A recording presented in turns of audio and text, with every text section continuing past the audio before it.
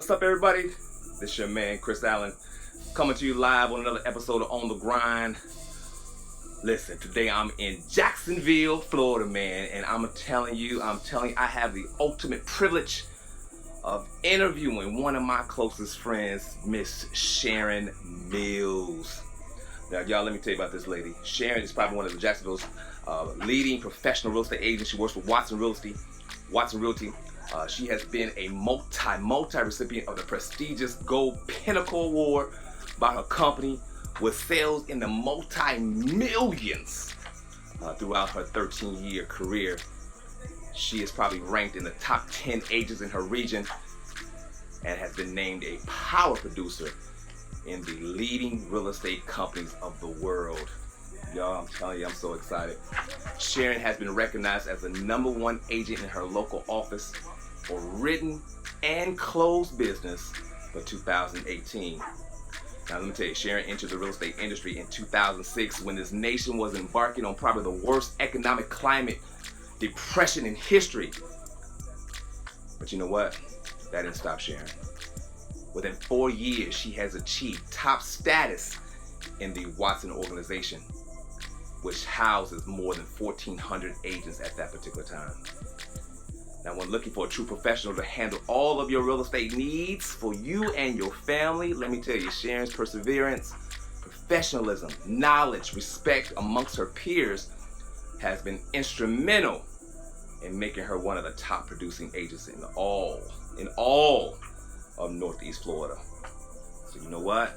Without further ado, let's go connect with my friend, Sharon Mills, y'all. Stand by. So we're gonna try to see. We excited.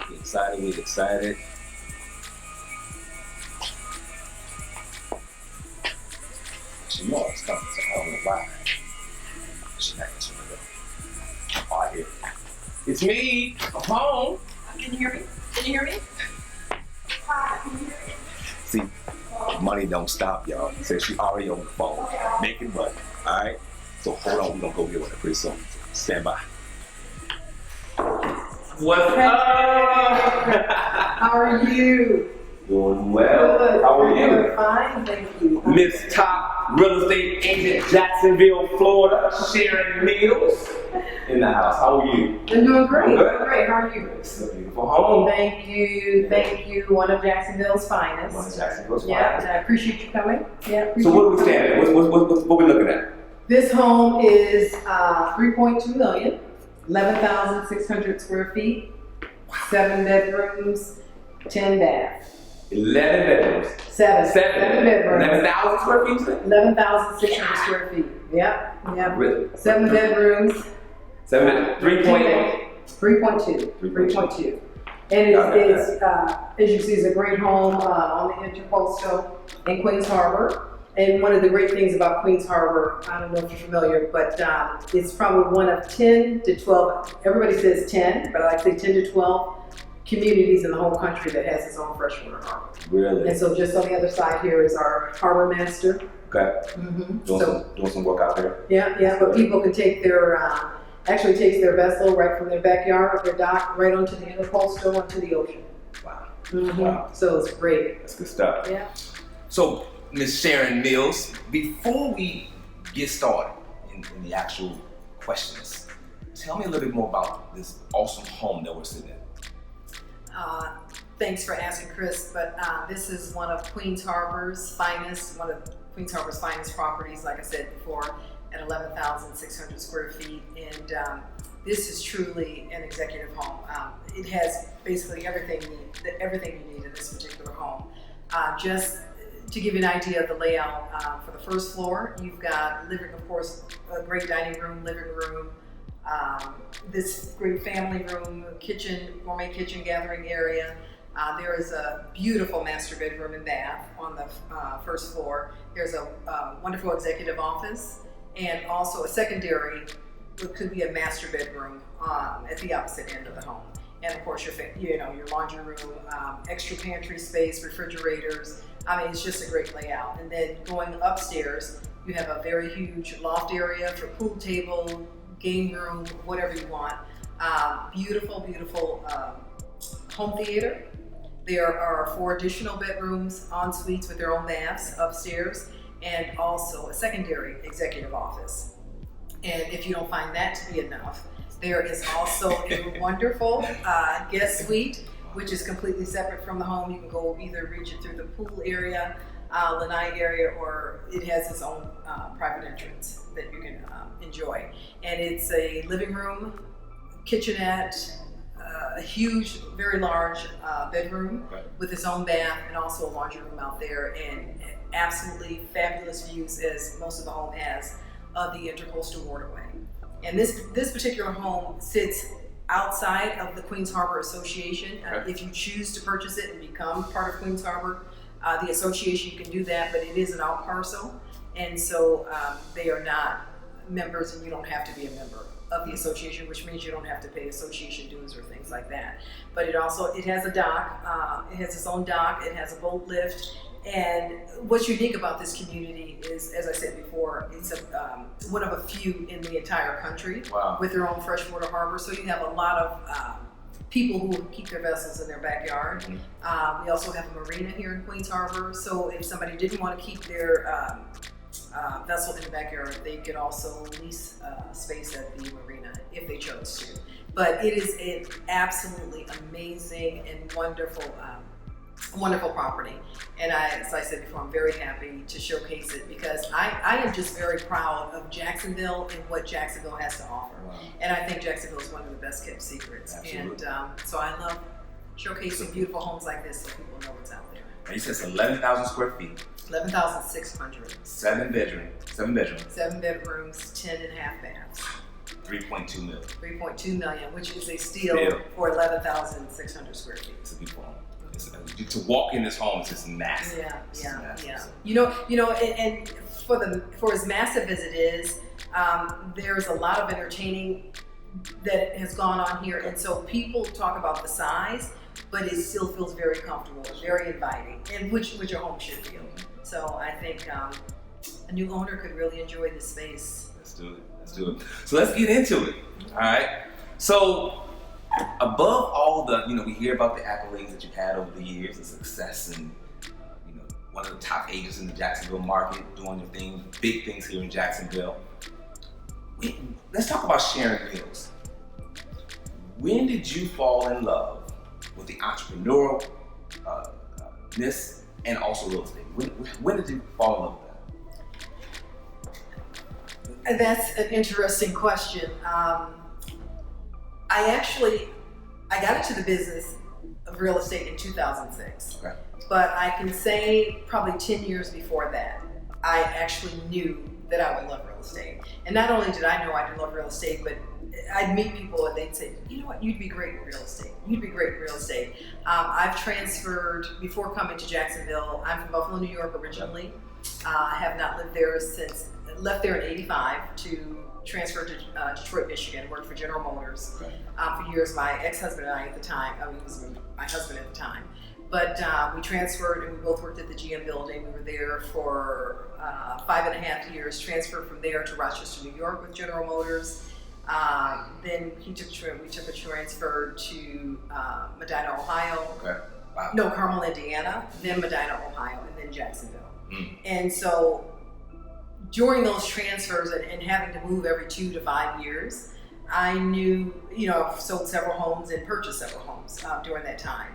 And I always had a feeling that I would enjoy real estate because I just enjoyed the process of looking. And even when we put our homes on for sale on the market, agents at the time would say, "Oh my gosh, why didn't I know about you before you were leaving? I wish I had known. I would have asked you to come to work for me or to sell real estate." So I kind of thought about that.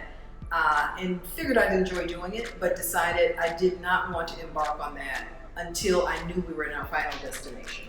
And that being said, because again, transferring every 2 to 5 years, I knew I didn't want to work this business as a hobby. I always knew that it would be full-time, full force, and I wanted to see what I could turn the business into. And when I came to Jacksonville, I guess I did it. You did. And that was in 2000 and...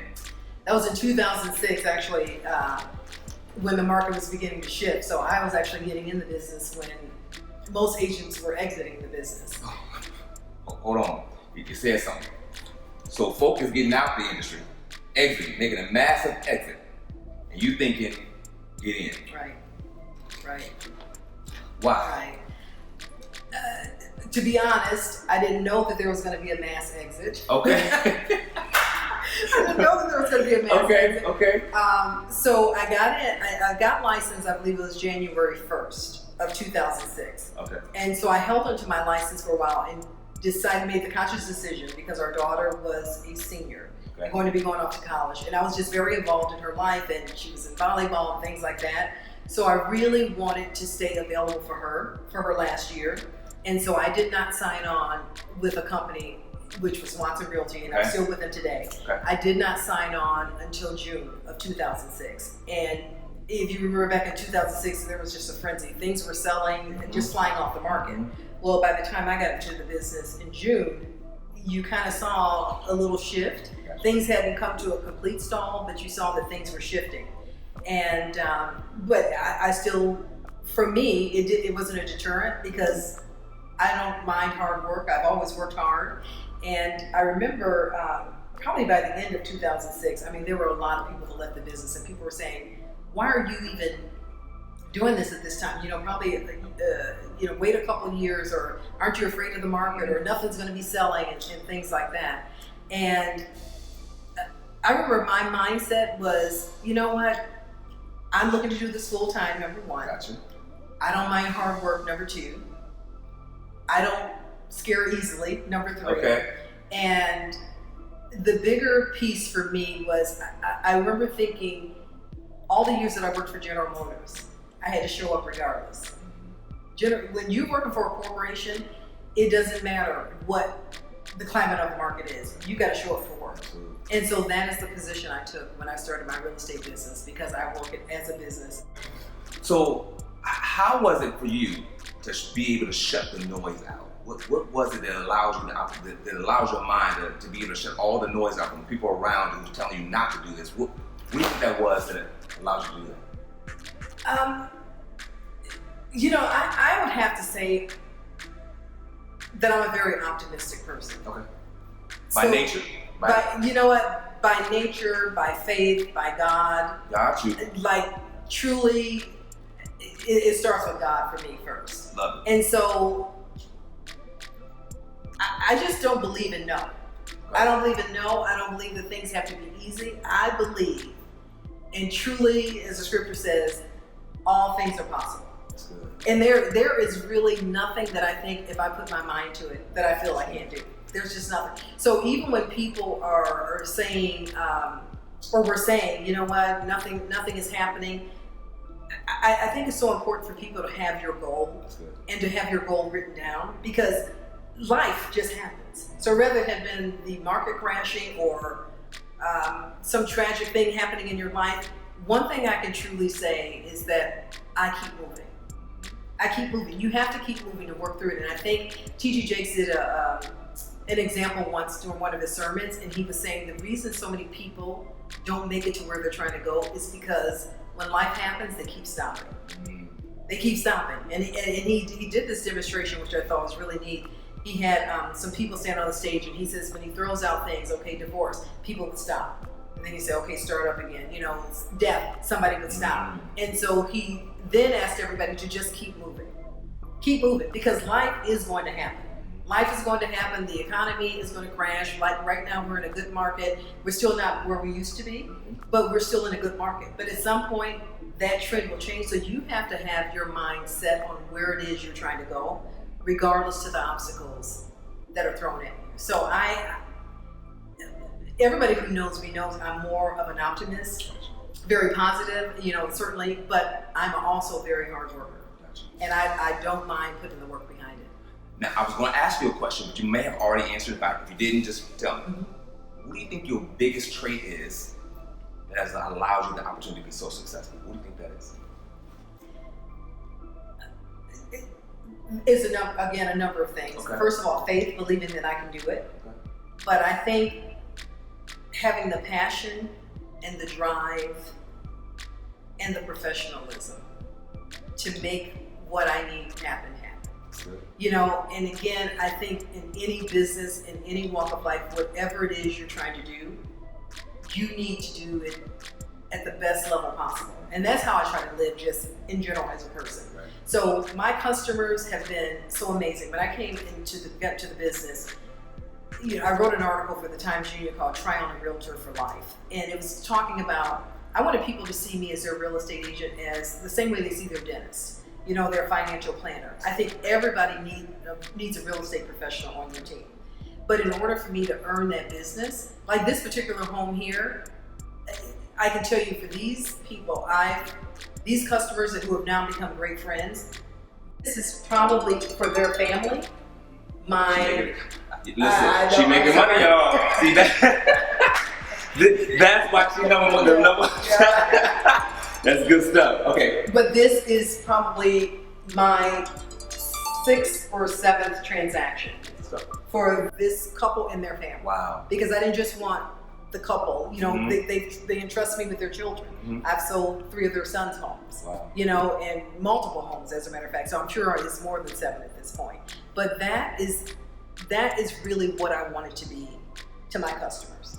Is that professional that you can call on, that I will do the work. I continue my education, my real estate education. I continue to grow. I try to be forward thinking.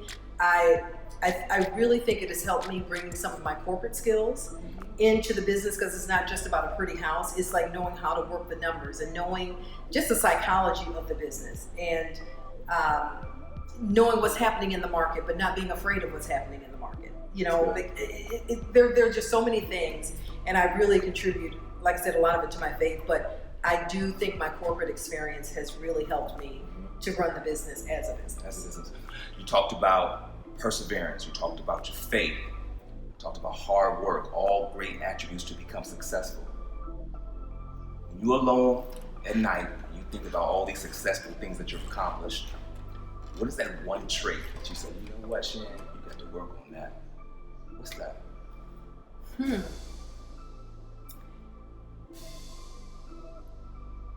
One trip. Probably for me. Talk about because, you know what? Because I hold myself accountable. I got you. I hold myself accountable, and I don't slack when it comes to the business. So if there is something that I work on consistently, is not worrying for myself.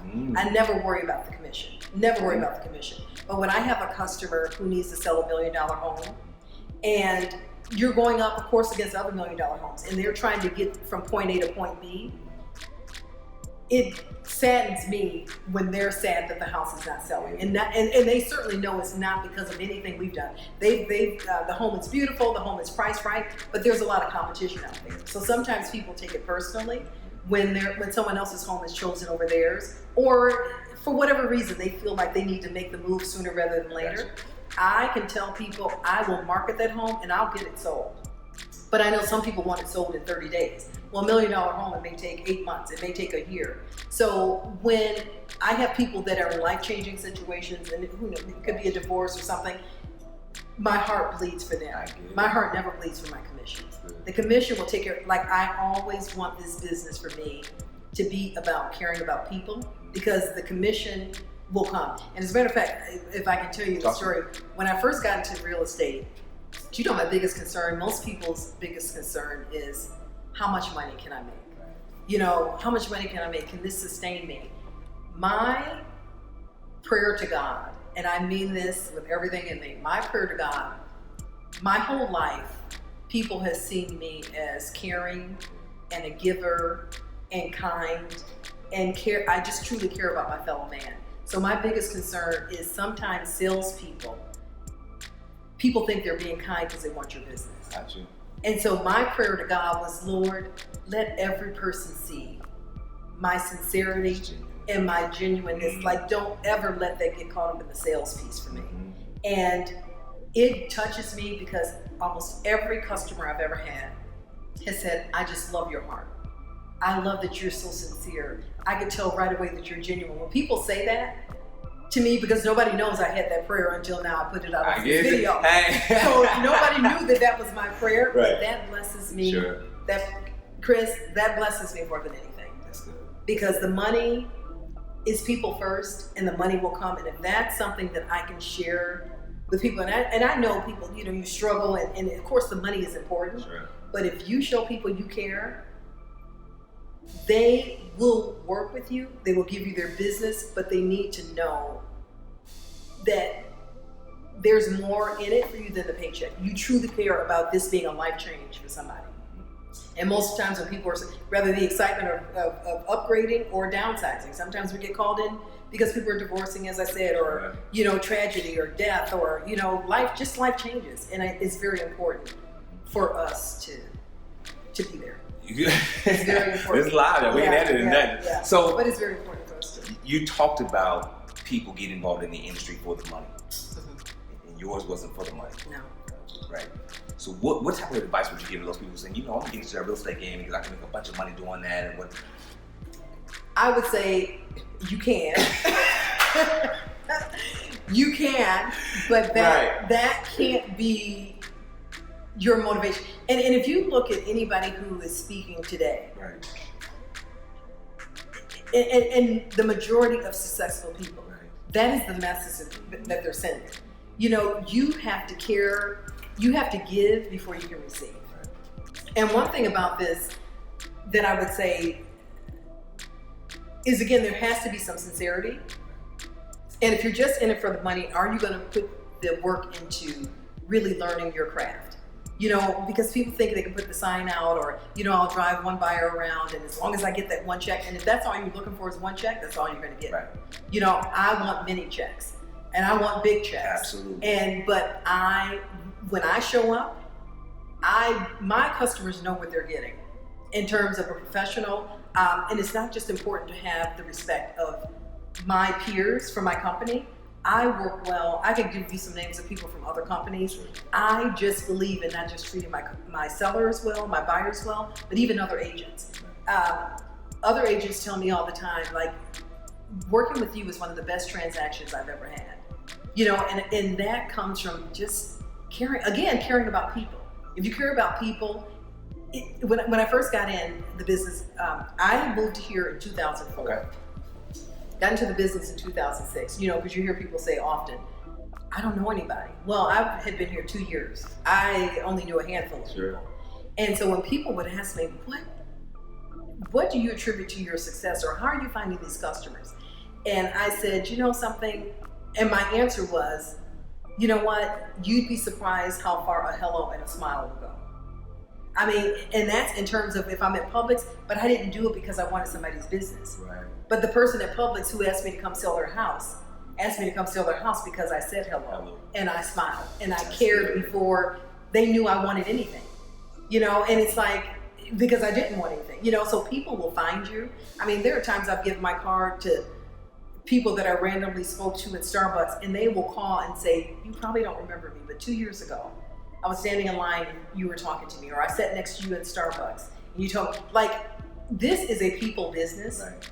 It truly is a people business, and we just need to get back to people just in general and caring. And I think people see that, but now don't get me wrong. You can smile all you want. Right. If you don't know what you're doing, there's going to be a problem there Sure. too. So again, it has to be the full circle, but you care about people, but you're also working the business.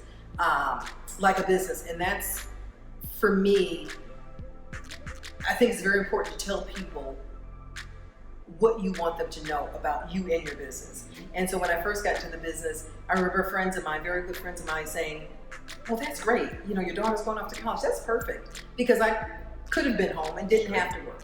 And they were like, that's great. You could sell a couple houses a year. And I had to define for people what my vision was. And I love it because when I did, my friends got behind it. And I told them, I said, look, I'm not looking to sell 1 or 2 homes a year. I said, I'm looking to work this as a career and a full business. Now, you said something real quick. You said your friends. When you first started in the business, did your family, your friends, did they follow you? Absolutely. Did they? Absolutely. Oh. Okay. You know what? Absolutely. Did they? That's good. From day one. Not only did my friends and family, but I had a neighbor across the street. I didn't even have my license yet. And they just knew that I was going into real estate. And so I told you I got my license in January. I think they came to me in March. And they said, we want you to sell our home. We're going to sell our house. We want you to sell our house for us. Their house was going on for over $1 million. I was scared to death. Right. And I was like, oh, you know what? I didn't sign up with the company yet. Because I'm thinking, I haven't sold anything. Right. How am I going to sell this $1 million house? But just the fact that they believed in me. Sure. And so literally, this true story. So I said, you know what? I don't think I'm going to get my license yet, whatever. So they're like, we'll wait for you. And then when I didn't sign up with anybody in April, I thought, they came back to me and they said, do you have your license? Have you signed up? And I said, you know what? No, go ahead. And in all honesty, I was afraid to sell that building. It was fear. I was afraid because I thought, I've got to sell something before I sell theirs. What if? And let me tell you what happened. So I told them, I said, you know what? I don't think I'm going to sign up with anybody until June because of our daughter and blah, blah, blah, blah. And half of it was fear. It was true, but half of it was fear. So they said, okay, Sharon, that's fine. They put their house on the market, I want to say within 2 weeks.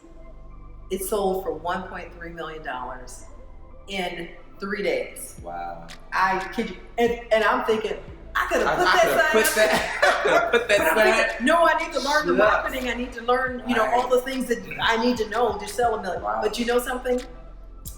That showed me, don't put limitations on yourself. That was like an awakening. And those same people, it was so sweet, those same people, when I got my license in June, do you know, they let me sell them. They were building a house over in Hidden Hills, like right outside Hidden Hills, and it was like $800,000. Do you know, they gave me they said, you know what, you didn't sell ours because you didn't have but we're buying ours with you. That's powerful. One of the biggest things talking about entrepreneurship is that we tend to want everything to be perfect first before we make that move. So what you just said was you wanted everything to be, I wanted to know the rules and laws and regulations. I want to know everything before and the only thing you had to do was just take the opportunity, just take the plunge. Get out there. Yeah. That's good. Yeah. What is, that probably was the biggest story, but when you reflect back on your life, what has been the biggest accomplishment for you? Oh my gosh, Chris. You know what? I truly cannot answer that because we don't have enough tape. No, you know why? Because I am such a grateful person. Like I would say it was when I adopted our daughter, who's now 30. Wow.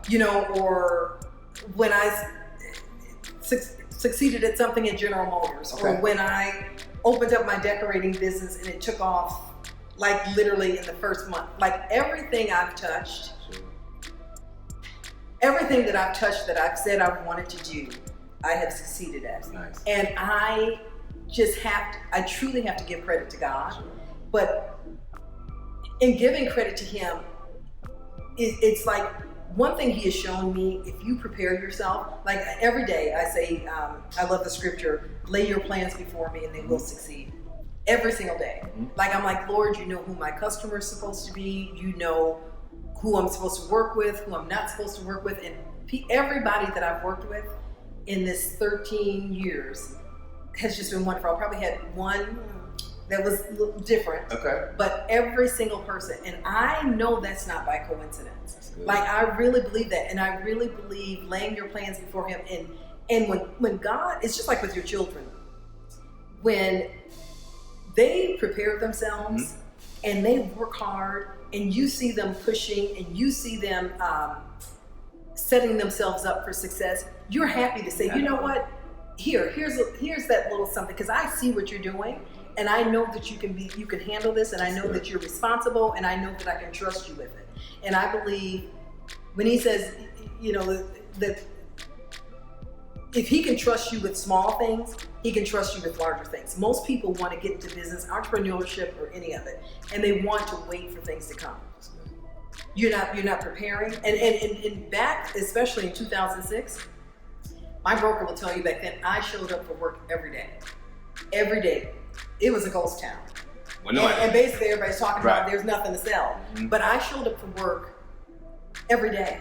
And the reason I did that is because I thought if I had to sit in front of that computer and just learn the MLS, I was reading everything I could about real estate because I thought I'm going to be ready when the time comes. The market is coming back. I'm going to be ready when the time comes. And I had, even in this neighborhood, I've lived in here for 14 years, I had people that would see my car leave. And I actually had this one neighbor who lived in there. He'd walk his dog almost every morning. And one day he stopped me and he said, you know, you sell real estate, right? He says, how do you keep yourself going in this market? There's like nothing going. He said, but I see your car leaving every day. He said, you know what I told my wife? I told my wife, you're one of the hardest working real estate agents I've ever seen. And he said, and we both said, now I did not know this guy. Wow. I didn't know what house he lived in. I just knew him because I would wave when he was walking his dog. And he said, I told my wife, whenever we sell our house, she is going to be our agent. See? And 2 years later, I get that call, just like I get from Starbucks. I get that call. I don't know if you remember me. I'm the one who walked the dog, and I told you, well, the time has come. Right. You know, and it's just, again, I think if you see things the way you want to see it, but not, I mean, because we can all sit on a couch and dream. I see myself being a top real estate producer, but you don't get out and do anything. You don't invest. You don't market. It costs a lot of money to work at this level of business. But I'm willing to put it out there. You need to be knowledgeable. I'm willing to go for the education. I am constantly trying to improve so that I can always stay, like I said, ahead of the curve for my customers. And when I got into 2006, it paid off for me because even in a down market, and Watson is a large company, but by my 4th year, I was number 9 in the company. Wow. That's good. I was number 9 in the company. And that probably for me, because I did have a lot of people saying, you should stop and wait till the market comes back. And I'm like, I don't know. I feel like that's kind of cheating sometimes. You know what I mean? And I just remember thinking, if I worked through the hardest time, I remember there was a time when I thought, oh my gosh, what would I do if I got 2 contracts at a time? And I'm like, you know what? Now bring me 2 contracts. Bring me 200. No. Right. It's like, you know what? Working through that, I'm glad I stayed in it because with seeing short sales and foreclosures, I mean, we saw everything that you could possibly see in real estate. And so now there is nothing that I feel like I can't negotiate through or be prepared for. That's awesome. What's your favorite movie?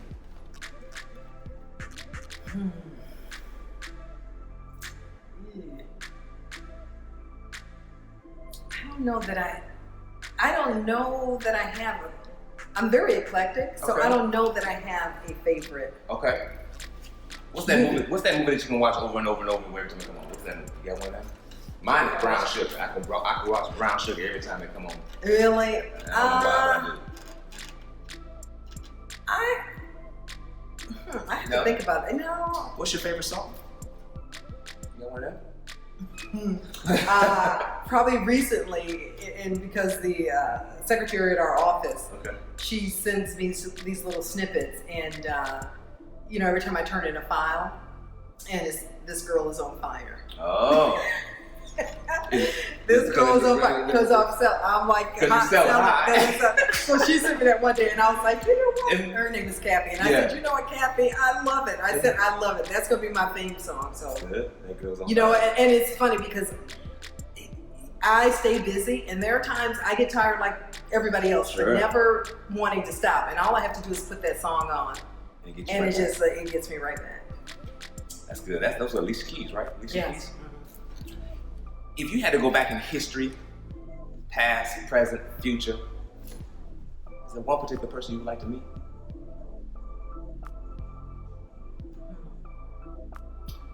I would like to meet.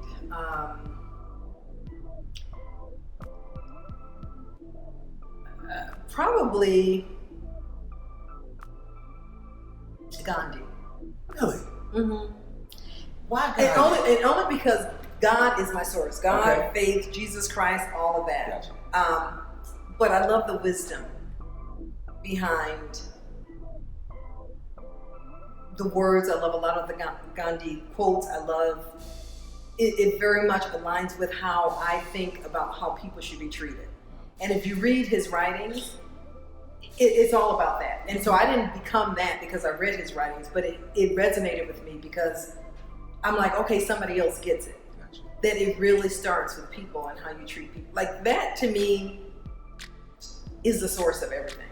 Like truly when God says we are to love everybody, and this is something people used to ask me to come and speak to their offices when I got in the business and behind my success, or anything that somebody asked me to speak about, I will let them know I am happy to do that, but my speech is probably not going to be the traditional speech. Like if you don't want me to talk about faith, I can't even open my mouth. I can't because I mean that to the core of who I am, you know, and that helps me to be kind to others. That's just who I am. I mean, you know, when people ask, you know, how do you feel about people when they're jealous? And I try to overlook, because that's their issue. I try to overlook that. And one thing actually new agents will say is how much I give back. I never wanted to be, we were all there, so I never wanted to be that person that didn't have time. Now people call me and I really do need to start webinars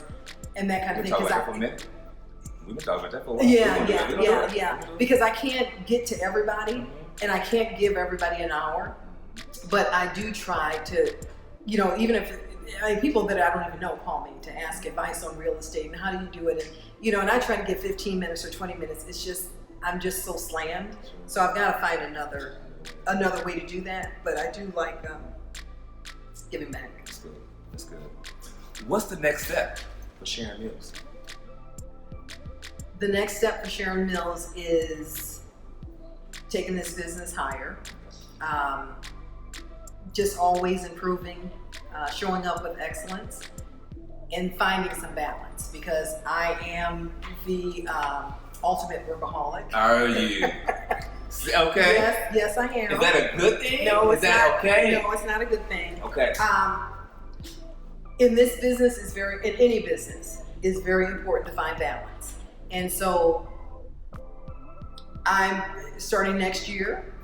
I'm going to make myself travel more, because I don't mind working hard, but I need to treat myself as well as I treat others. You know, and so I tend to, even if I book a trip, if it's business, I'll cancel.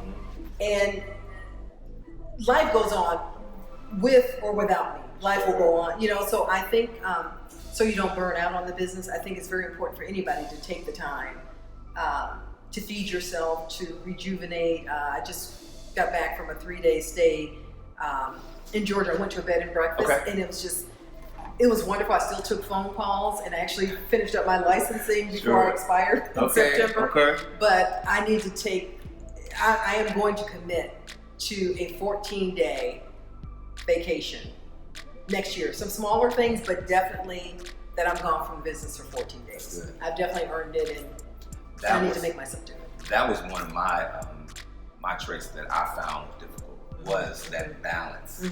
That was the thing. So this past year, it's like, okay, Chris, you are a workaholic. You are that guy who can just keep going, and you get your bags all in your eyes, you're tired, your body. So I made myself last year, 2018, I said, look, I'm a vacation. That's what I'm talking about. So I'm posting more vacations, stuff like that. So. And you know what? And when you work this hard, you should be able to play. You know, you should be able to play hard. But I definitely think that's important. I definitely think it's important for balance, and that is definitely something that I'll commit to. All right. So here's the last question. When it's all said and done, you ready to go home to be with your father. What do you want on your tombstone? She loved. If I had to pick that, she loved. Like I've already told my daughter and my ex-husband, like if something were to ever, it has to be faith related. But when you just said that, I think everybody who knows me, who has encountered me, who I have interacted with, even strangers, I feel that way. You know, like I love people. So it has to be somewhere else. She loved. That's awesome. Look, I thank you for taking the time out of your busy schedule. Hanging out with me was amazing. Thank you, and thank you. Like I said, thank you for coming to this beautiful home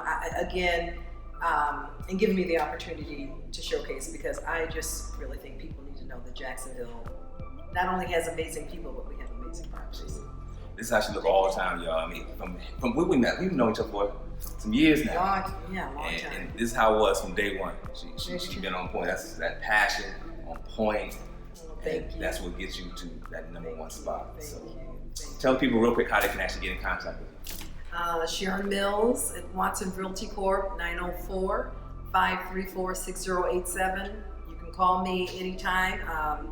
If it's after 7, I'll probably call you the next day. But you finally cut it off at 7? Because at one point unless I'm in negotiations and contracts, okay, I cut it off at 7. Okay. Because and not because I don't want to hear what's going on, but again, trying to find that work-life balance.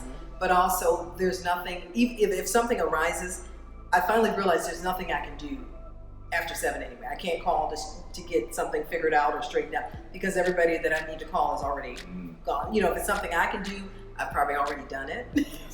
But a lot of things that go wrong in transactions usually involve other people and talking to the title company or the bank, and you can't reach anybody after 7 o'clock. So, yeah. Well, I did say, I told you it's unedited, so we ain't gonna edit it. No. I said, this was our last question, but I do have one more question. For all those people out there who are thinking about jumping into this real estate industry, what words of advice would you like to give them?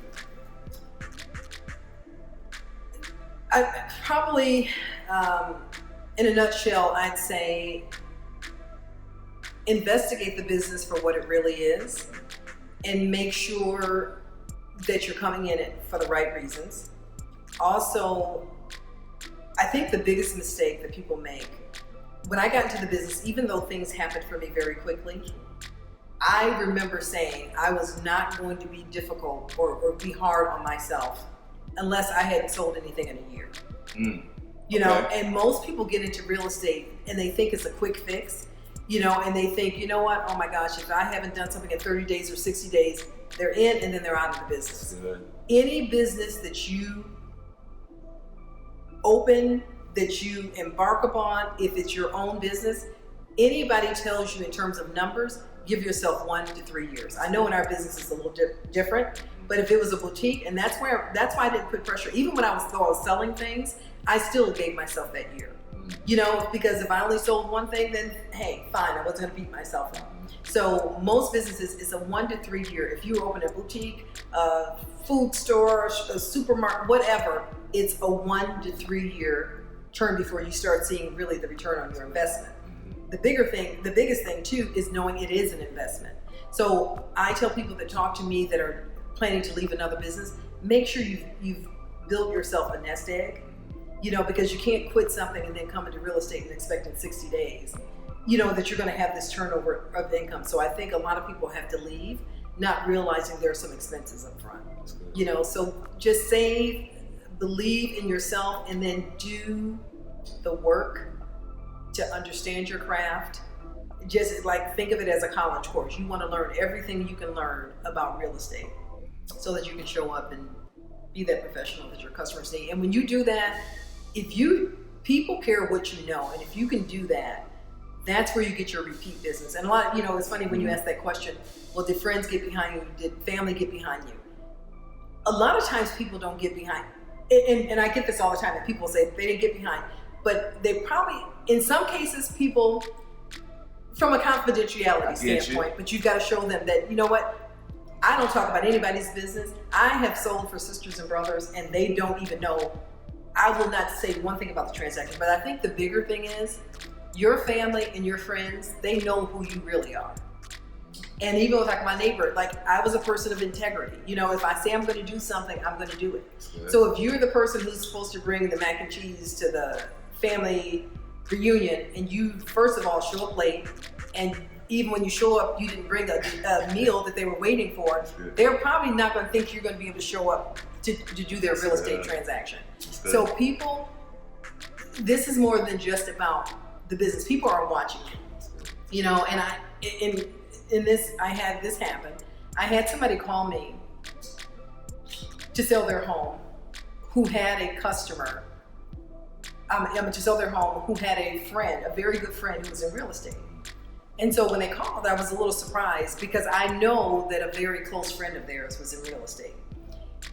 And so we had our meeting, and I said after the listing presentation, they said they wanted to go with me, and I said, I really appreciate that, but what about so-and-so? I know you guys are very close. And the husband said, I will answer that question. So-and-so is always playing with my wife. So she's not working real estate, she's playing real estate. Wow. You are working real estate. So that's great that we're all friends and we all play together, but I need to see when you're working. And I know that you're working, and that's why you're sitting here. So people are watching. Your work day needs to look like a work day. You gotta treat it like a business. You have to. You have to. Because people watch, and it's we're in Florida, so the sun is bright, and friends are calling, and they'll say, let's go to the beach. If you can say yes all the time.